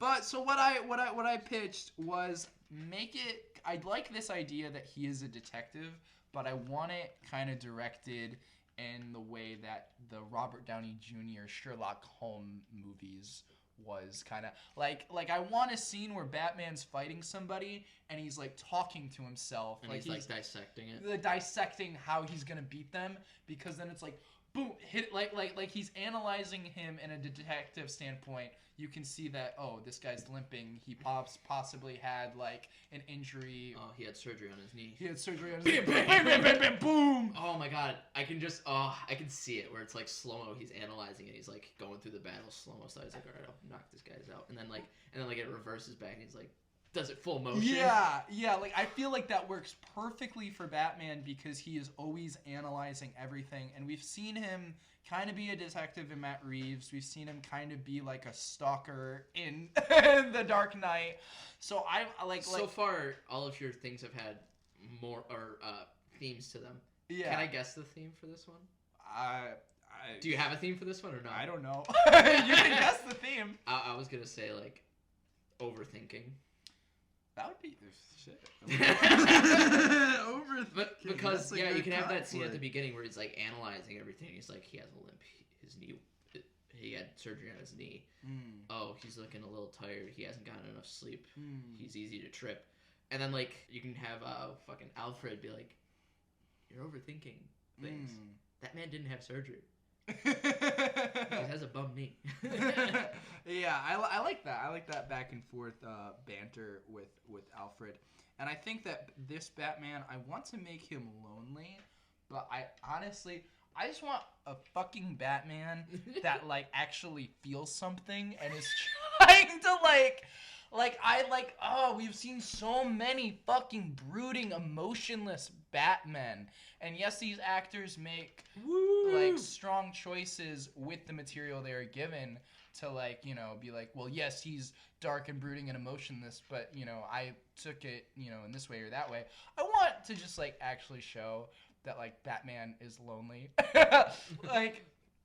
and that like he's trying to be good with Alfred. He is trying to be good with Gordon Commissioner Gordon, but because he won't get the like actual therapy that he needs, he's just going to like he is his own worst enemy. And I was like, who am I gonna make the villain of this? Because I have to have a villain that's gonna make him question himself to kind of go with these themes. And I was like, Hugo Strange. I want, and kind of taking from the video games, I kind of want to either lock him in Arkham Asylum, so keep the movie kind of small and into one setting, so that you can just kind of focus on something, or keep it a little bigger and maybe like put him on a boat with Hugo Strange or something. Just something to where like the stakes are, you are in this one setting. You only like there's a conflict. Hugo is messing with your mentality and your image and your idea of yourself. He knows Bruce Wayne's identity, and so we can just focus on that and that sort of mind game. And then Hugo is dissecting him the entire time. So when they finally have that conflict, Hugo just tears into Batman's like whole image, his whole process, and calls him out for who he is. And Batman has to prove that he's better than how he I'm was. more than that. I'm more than that. Which I think is really, really fun. That was the best thing I could come up with. There's so much Batman out there. If you want like a lonely Batman, I feel like at the beginning of the movie you can have where it's like he's not talking to Alfred, or like he texts Alfred but he doesn't like have him in an earpiece. And then I feel like at the end of the movie, you have him like on the boat, and you have him like, all right, Alfred, I need your help, and like he actually finally accepts some help. Yeah, and I also or like just a point where Batman is like actually like maybe about to die, and like he's like he's like talking to Alfred, and he is having a hard time saying like I love you or I appreciate you. Yeah. And he's like trying, but then he gets out of it and he's like, thanks, Alfred. That goes hard. Yeah, that goes pretty hard. So then we get a little weird in my next movie, which is Aquaman. That's a great lineup. This is Great lineup of movies so far. Well, I mean, it's all got to lead to something, right? If you're making a universe, that was the whole pitch. So we have Aquaman versus climate change. Why is that weird? I like it. That's a good idea. It's takes on an oil baron. Fuck yeah, fuck that guy. Like, I want Aquaman to be like, okay, I am the king of Atlantis, and like that, like Atlantis is his home, and then like there's like a huge oil spill, and Aquaman's like, man, what the fuck? And it's almost like that. I know. X-Men mentality of like, man, fuck the normal people. Fuck the normies. Fuck the Earth people. Fuck the Earth people. And then he comes out and he's like, we need to stop. Like the ocean, like my ocean is flooding. Like you're screwing me over. And everybody's like, ha, the guy who fucks fish. Like another thing that we could do is like he just blocks off water. Like fucking Aquaman's like, oh, you don't take me seriously? You don't fuck with me? I'm gonna cut off your water supply. And then it's like everybody's like, "Oh my god, is Aquaman a fucking villain?" Like, yeah, make it an anti-hero movie. Yeah, dude, because like, what are you like Aquaman? Like, what are you gonna do with him if his home is Atlantis? Really, if his home is the water. Yeah, then make it that, and so then we live in a world where like Aquaman is kind of a bad guy, and then he sees like the repercussions that he's like doing for humanity, and he's like, damn. Atlantis is important, but there has to be a way that we can live in peace and we can come to an agreement. And you know who I have as my villains? Ocean Master and King Shark. Oh. And we can even have it to where Ocean Master is like convincing him too, like, hey, fuck land. Yeah, fuck the land. Fuck let's cut off the water Honestly, supply to Earth. If we melt the glacier, if we do it, Waterworld. All I'm saying. Yeah, and I've never seen the actual Aquaman movie. I think. Really? Yeah, I haven't yet. It's a pretty good movie. Oh, it's fun. Is Ocean Master the one? Yeah, he's the main villain. Okay. Yeah, I thought it was Black Mantis in the first one, but I think that's kind of like the side villain. Okay.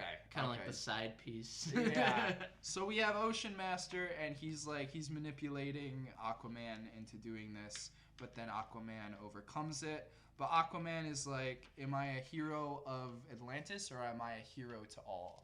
And that's kind of his sort of internal conflict of what he has to overcome. A man of two worlds. A man of two worlds, a fish in the sea. A fish of two worlds. A fish of two worlds, and like, is he a king to his people or is he just a king for the greater good?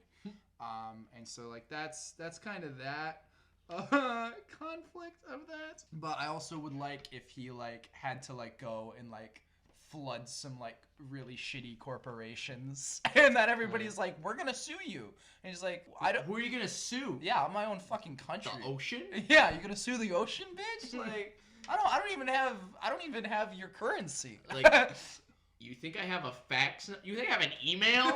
I'm Aquaman. I don't even. He's like, I don't even have citizenship here. Like, and you're gonna try to sue me in an American court justice system? So that was my thing for Aquaman. I like it. This, as I go on, my ideas get less and less thought out. I'll just add more on. I'll just talk more. That's fine. I know I didn't really have anything to say for your Marvel thing because you just were going at it. I have like paragraphs. I know you were just reading it off like you were reading the Bible. I was like, yo, dude, you're gonna probably talk a lot for this one because I didn't have an idea, but I needed this for my last movie. We have a Green Lantern trilogy. Ooh. But yeah. Each movie is focused on a different Green Lantern. Yay! So we start with Hal Jordan. Of course you fucking do. Of course don't worry, I'm getting to the other ones, okay? That was I want the one with your first name. We you start off with Hal Jordan. It's your very I was just like run of the mill. You're just like, I just need fucking Green Lantern. I just need Green Lantern. It is kind of his origin story, because I was like, I don't really know too many Green Lantern stories. But then it's his origin story into how he's into the Green Lantern Corps, but we just make it better than the Ryan Reynolds one.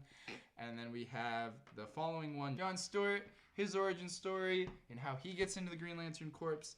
And then we have Kyle Rayner at the very last one. My favorite. Yeah, everybody's super pumped and excited for that one. It's his origin story. He's the fun Green Lantern. He's the artist. And then I put Sinestro as the villain of all of them. So I'm a big Green Lantern fan. Mm-hmm. There's a couple ways you can go with this. Is your last movie like a Justice League movie? Like in my phase, yes. Yeah. The one. So after I'll give you the rundown. So after this Green Lantern trilogy, and I might even like throw like in between. Throw like a movie in between. Yeah. So it might go like Flash, a Green Lantern, Superman, another Green Lantern, Lantern. Batman, another Green Lantern, Aquaman, and then we would go Wonder Woman, Justice League movie. Okay. Because there's a couple ways you can do it. Because you can either have Green Lantern separate from all of that, be like. Have it be the Lantern Wars, or you can have like what you can do is you can do Hal Jordan's movie. He can be in the Justice League. That could be just like, oh, I'm Earth's protector, blah blah blah. Then you can have Jon Stewart and Kyle Rayner kind of deal with the Lantern Wars stuff, because you can have in Hal Jordan's movie you can establish like, oh, the Green Lanterns are the protector of the universe. They have each sector, whatever. And then at the end of that movie, you can establish, yes, Sinestro has the Yellow Lantern, and there's like, we didn't know there was more colors. Could there be more colors? And Hal Jordan's like, fuck that, I'm on Earth. I don't give a shit. And then that's when you can put like Jon Stewart being like, I'm the space Green Lantern. I deal with everything out in space. And I come to Earth sometimes, but like... I'm mostly out here in space, and you can have him deal with, like, there's a big early Jon Stewart story where he basically protects this planet, but he fails, and the planet blows up and dies, and he basically ends an entire civilization on accident. Whoops!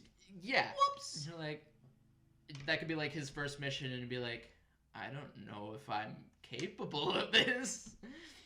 And eventually he learns to get over it. And in that movie, you can be like, the Red Lanterns are the bad guys. The Rage Lanterns. And then, like, in Kyle's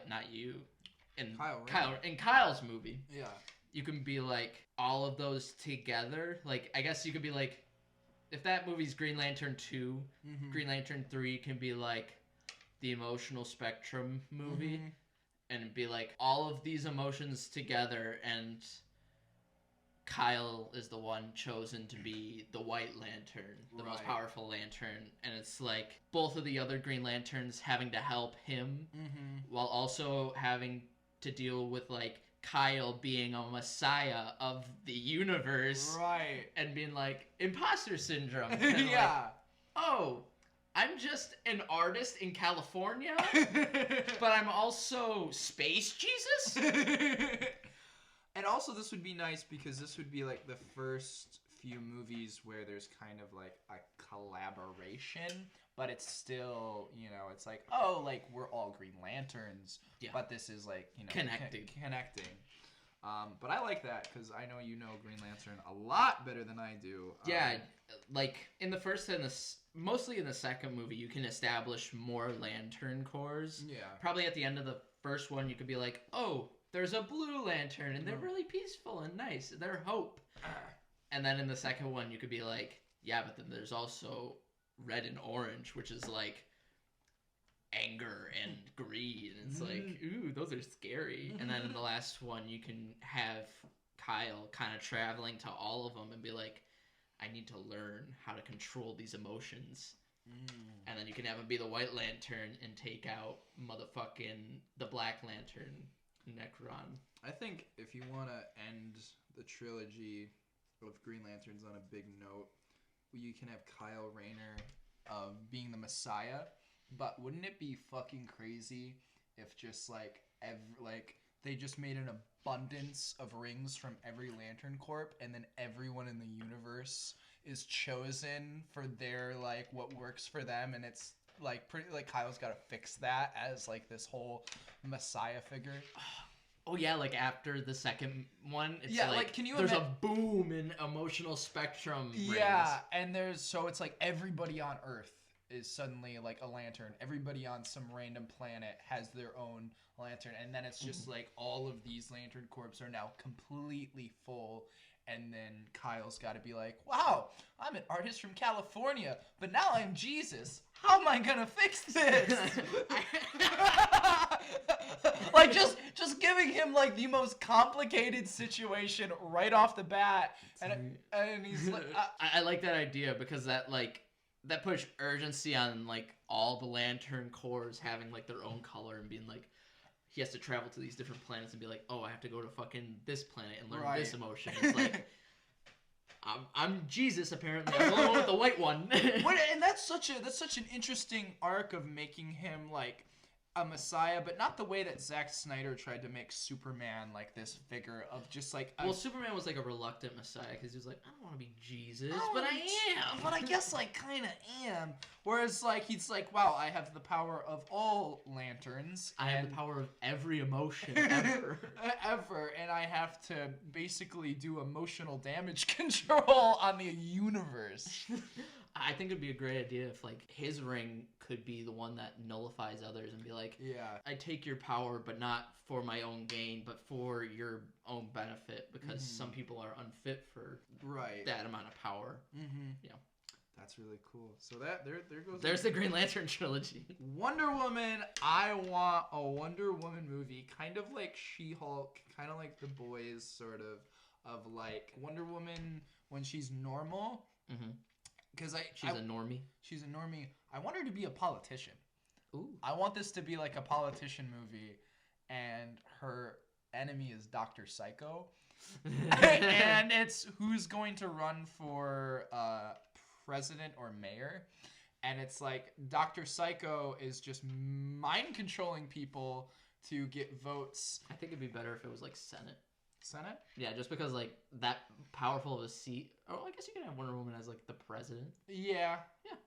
Well, I just was like, they're going out for something. They're trying to maybe like for the UN or something because she's from Amazon still, or.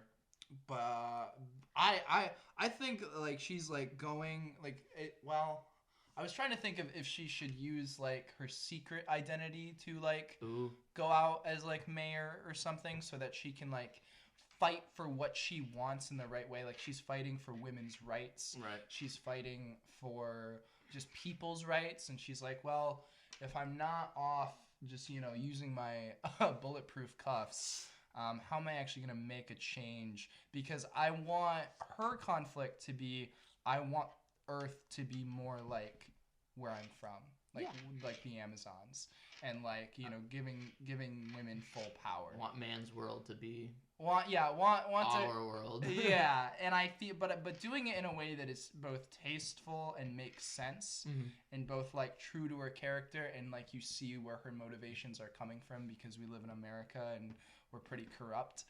I'd say. And then like having to go up against. And I did kind of take this from the Harley Quinn show. Just a really sexist. Yeah, just a really sexist piece of shit. Kind of giving. This is why I said like kind of like The Boys of like he's kind of like a metaphor for Trump and like men incels. I like it. Well, I don't like it, but I like the idea. Yeah. And like, I mean, I'm not down with the idea. Okay. And it's just really interesting of like how we like split their perspectives and how much of Dr. Psycho is using actual mind manipulation and how much of it is just him giving his opinion and people being like, yeah! And Wonder Woman's internal conflict can be like, more of like am I pushing too hard to reculturalize something that I'm not from? Right. And so it's kind of it's more on that. It's more like, am I being like too forceful? And she finds like a good balance of what she wants to fight for while also trying to like not make Dr. Psycho. Wonder Woman as a political thriller is a brilliant idea. Thank you. I was because it's like what I learned. That's like the number one thing I learned in college was like story, like really how to structure a story. Right. And if you give, like, it's so easy to make superheroes just save the world. Like, it's so easy. It's so easy to just put him up against the bad guy, have him beat the bad guy, and win. Yeah. But it's more interesting when you have to use mind games, when you have to use different tactics, when it's like When the solution isn't punching. Yeah, and especially if you're making Dr. Psycho a political figure, how does her punching Dr. Psycho make her look in the media? Right. When you do, like, kind of like how The Boys makes Homelander, like, if he doesn't have the views of the people, then he doesn't have, anyone to love him. So it's like Wonder Woman also kind of has to take that, like, how can I fight for women's rights without violence? And I'm not saying there wouldn't be any action in the film, obviously. Well, yeah, because it's a superhero movie. It's a superhero movie. You're gonna have her. It'll be mandated by the company, if anything. Right. But like having like that political like figure, and then like commenting on like pro-life or pro-choice, and like just hardcore political decisions. That, Yeah. Like, I want my superhero movies to be able to like say something about stuff. Not just be like mindless dumb popcorn. Yeah. Martin Scorsese is wrong. It's not a roller coaster. There could be things said. There you can use the superhero genre to get people's attention. Well, regardless, superheroes are such a big platform that a billion-dollar industry, people are going to see it. A lot of people are going to see it. So you might as well put a message that a lot of people are going to see in the movie. It makes sense. So that would be my approach. I think Dr. Psycho is perfect. I feel like it would be, another thing that we talked about in college is why this play now, why this story now. I feel like that would be a good... Oh, that's a great... Yeah. And then to end it off, it is indeed a Justice League movie, and I was like, okay, I made it purposeful that they all have kind of internal conflicts, whether it's about identity, overthinking, what they're fighting for being right, whether they're fighting, Aquaman. Flawed gods. Yeah, flawed gods like Aquaman and Wonder Woman kind of like being more drawn to their home rather than where they're actually trying to protect. Right. Who is going to come in and really fuck with that? Well, I think with Brainiac. Oh, I like Brainiac. He's a smart move. He's big enough to where you're like, that's a kind of like how like Ultron was a big bad for the second Avengers movie. So I think Brainiac coming to just be like, I'm here to collect all knowledge of this planet and destroy it, and then also I'm here to rip up your cities. And I would also want him to like have some mind bots that like attach to like the back of your neck, and then start like while they're like downloading your data, make you like question yourself and like not see reality for what it is. These nanobots would go on the back of their necks, and they would make them like, it would make the superheroes question themselves, kind of like they did in their own trilogy. But now they have to team up, and so they have to. Like, it amplifies their anxieties. It amplifies their anxieties. They have to overcome their own personal battle with themselves again, while also working as a team. And it would be the perfect like team up movie. They overcome it. They beat the bad guy. We finally have a cinematic universe that has been built up and not just thrown in. Well, it's kind of thrown and smashed together. I came up with it. And some highlights I think you can throw in is like for Green Lantern, you can have Hal Jordan be the main Green Lantern, and you can have his city coast, because he's like the one on Earth. Yeah, I feel like Kyle's like gonna be like kind of pooped out after. Yeah, he's still Space Jesus at the end of his movie. So him and John are out in space dealing with Space Jesus stuff. Yeah. But on Earth, Hal Jordan, his city, Coast City. What I think you can do is you can have. So what Brainiac does is he takes cities and like bottles them, and that's how you get like Superman's bottled city, and that's where Supergirl comes from. So you can have like Hal Jordan's city ripped up but not returned. Like you can have Brainiac rip up cities and take them, but then like at the end of the movie you can have them returned. or like there's a point of where some of the cities can't return, and so you have like Coast City be the first city, and that's how you get like Green Lantern being like, oh fuck. I also want to include Martian Manhunter in this because I want his origin to be the fact that he escaped Brainiac and he's coming to Earth to warn people because Brainiac took all of the knowledge from the Martians. And he can be like a kind of reverse Silver Surfer where it's he's not warning people like, oh, I'm with this motherfucker and he's gonna eat everyone. Yeah. But more like what I think you can do is like at the beginning of the movie you can be like Brainiac is like studying Martian Manhunters like the last Martian, interesting. I'm gonna dissect you, and then you can have Martian Manhunter escape and like the planet that is next to his Earth. He's like, I guess this is will have to do. And then he has to go and he has to kind of like I want Martian Manhunter to kind of analyze Earth and line up who he thinks would be. He can be the Nick Fury, but also he's like the superhero. Yeah, he's like the Nick Fury. He's what Batman was in fucking Zack Snyder Justice League. Whatever. I came up with this in half a night. And it's a good pitch. I like it. And I still have a more organized thought than fucking the Zack Snyder than what we have. So I'll give myself credit for that. But yeah, so it would be Martian Manhunter lining everybody up, everybody dealing with those internal conflicts, and then having to overcome those, work as a team, beat Martian Manhunter, or not Martian Manhunter. Beat the shit out of that Martian. They're like, Bring fuck it. you, Bring we're it. alien racist. We're racist against fucking aliens. Fuck you, alien. And then I also want it to be said that maybe Lex Luthor gets some tech from Brainiac, and maybe because in the cartoon, I think him and Brainiac like merged together. Yep. And I want to take from that. So when Brainiac, I don't want to kill off Brainiac because I'm not like the MCU. I'm not killing off. I'm every superhero. Fuck that. Yeah, no, I'm not killing off my villains immediately. Everybody is a little stepping stone. So we're gonna have Brainiac be like defeated, like broken. Everybody thinks he's dead. Maybe have him like blooded to the system. Yeah, but Lex Luthor finds him and is like, I think we can work well together. You're coming with me, baby. And then that's the end of phase 1. I like it. I'm trying to think like how you can set up extra phases. So like if you take Coast City from Green Lantern, you can establish when Hal Jordan turns bad and he kills the Green Lanterns, and you can do that story. And maybe in this movie you can set up where Batman, when he teams up, he's like, these people are dangerous. I need to establish a way to defeat all these people if they do turn. And yeah, I was thinking like, I don't know what I was thinking. Head empty as fuck. No, I get you. But like trying to set up the future movies where it's like, yeah, if you kill Coast City, then you can have Green Lantern turn bad. If you set up, the superheroes have to fight each other, then Batman has to establish a contingency program. There's a lot I think you could do with it. I would have a lot of fun. It just goes down to the minutia. Right. Yeah. Like I feel like there's a lot you could do with Flash. Like setting them up to where we don't have to focus on their origin stories except for the Green Lanterns. Hell yeah, because Green Lantern has had one shitty movie, and I feel like that's all there has been in media for Green Lantern. He had a cartoon show. I used to watch it. I cannot tell you a single thing from it. I know the Red Lanterns are in it.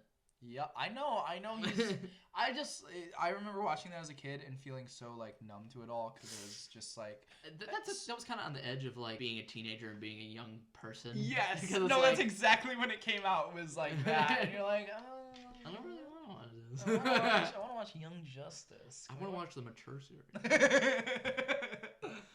But yeah, so I'm glad you liked my. I really liked your pitches. I'm sorry I kept on butting in. No, and trying dude, to you're incorporate fine. things. That's what a podcast is for. Well, with this exercise, not necessarily. I was just an asshole. I was like, I like your thing, but let me add something onto it. No, that's how writing rooms work. Also, this is true. This is a pitch. I'm gonna send this to James Gunn. I think he'll like it. I think now that actually James Gunn quit because you actually just took his job. Congratulations, you're hired. I can't wait for all of the Snyder fans to be like, "Fuck the Keesler universe."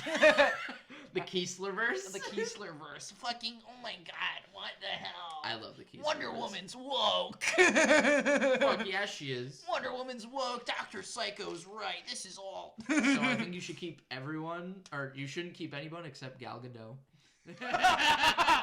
My favorite actress of all time. Gal Gadot. Gal Gadot. No, I don't know who I would... Okay, I do know who I would cast as my Batman. Yeah. I want John Hamm so fucking bad to play Batman. He's on the brink of getting like almost too old to play him. But he would literally, I'm not even kidding you, he would be such a good Bruce Wayne. And if we had a Batman that was not just brooding, but like actually just smart and intelligent, like, can you imagine John Hamm in his John Hamm voice analyzing the way that like Robert Downey Jr. does in Sherlock Holmes? It'd be great. It would be fucking brilliant. I would pay $1 million to see that movie. Now that we're done with our pitches, I really like our pitches. Yeah, they were good. They were so smart. They were We're great. so much better than everybody. It's crazy. Next week we should do the opposite. So I do DC, you do Marvel. Oh god. No. Oh, we're God. gonna take a break from that We're premise. gonna move on to something. We'll figure it out. We have a list of topics. But yeah, now we're on to our versus segment. We're taking on James Gunn. Yeah, we're not taking on every fucking superhero. It's just James No, Gunn. oh fuck, no, that'd be awful. Can we just? I love James Gunn so much, but you know, since this is the one versus where it's just a normal guy, can we just beat him to death with some baseball bats? I was thinking, like, what's the least denominator of what we can beat him with? Like, can we just use brass knuckles? Or like, can we beat him barehanded? Like, can we use our skills? Since there is two of us. Yeah, there is two. I mean, honestly, this could be just one of those like raw brawls. Like, it's just. I think we could make it. I think we could. I mean, it's 2 against 1. James Gunn is older. I'm sure he'll give us he'll give us a fight. He'll give us a fight. He's not gonna be like, oh yeah, I'll just let you kill me. But I think what we should do is we play mind games and we're like, James Gunn, we're big fans, because we are. And we can play that up. And then like when we get close, we can kick him in the nuts. That'll drop him down. Then we can like actually beat him up. He'll be blindsided almost. Oh my god, James Gunn is gonna listen to this one day and be like, wow, I'm never ever coming near you guys. I don't know if you know the trick, but like if you hug someone, you can like knee them straight in the nuts. God, it would work. James Gunn's never gonna work. That's like it's like my dream is to be able to work with James Gunn and learn from him. It's like we're acting with like he's the director, we're acting for him, and then it's like, hey, we have a podcast. We have a podcast. I was thinking about this recently after we did our Black Adam review. I'm like, what if we do actually like get become DC-list actors, whatever. Yeah. And then like we get the opportunity to work with one of these big actors, and they're like, "Oh, you guys have a podcast from 2022 where you just shit on The Rock and Gal Gadot and James Gunn." Well, we're not shitting on him. We don't want to beat him up. We don't want to kill him. Or this is just a bit. We're forced into the situation. We're forced into the situation that we put ourselves in. We're forced into the situation to beat up and kill whoever we feel like on the day. And I'm just saying, like, I don't want to. I like these people. Mm-hmm. I really do. I do. However, we gotta break James Gunn. We gotta. In order to send him back to his universe, we have to kill him. Yeah, or he'll kill us. That's the only rule. Yeah, and if we die in the baseball field, we die in real life. And then you can't listen to this wonderful podcast. This super professional, wonderful, very well thought out podcast. Yeah, if it went from 2 mics to 1 mic, well, I'll fix that. It's all right. No rush, no issue. Cool. I think next week we'll actually be at my house again. Oh, sweet. Yeah. What are you doing Saturday? I don't know. We'll figure it out. Yeah. But I think that's it. Unless you have anything else to say. Vote in your next election. Yeah. Get verified to vote. I have to drive out to my mom. I changed my address to my mom's place. Don't ask why. Just because all of my stuff gets sent there anyway. And now, because I changed my address to her, I have to drive out to North Branch to vote. But it's fine. I'm going to do it because right now we have a lot of important stuff in Michigan that we have to vote for. Yeah. Like, a lot of important stuff. Like, this is the one vote that you can't really miss out on. Across the nation, really, like, if someone's in a different state listening to this, which I don't know how, I just realized if you put hashtags on Twitter, people will actually look at it. Really? Yeah, so That's I crazy. mean, the intern learned that and told me. So. Oh yeah, our intern that we. Our intern that edits this and does all of our social media. Speaking of which, if you want to follow the OddWadPod, just hit that little follow button on Apple Podcasts. Also give us a 5-star review because apparently that helps. Please, God. Please, we need it. Please, we need it. When I look at the analytics, it still says we're at 199 listens on episode 2. So it's like, come on, update. Well, you know, it updates every week now. So I don't know. I think they listened to the first 2 and were like, oh, cool, and then they. That's exactly what it is. And then we talked about wrestling and killed the entire audience.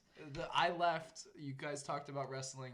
The dynamic was changed too soon, too quick. It's fine. We're back to us two. Our regularly scheduled program. If you want to follow us on Twitter at OddWadPod, if you want to email us for any reason for either sponsorships or any suggestions, oddwadpod@gmail.com. Anything else, Kyle? Am I forgetting? Nope, that is it. Okay. Thank you all for listening and have a wonderful day.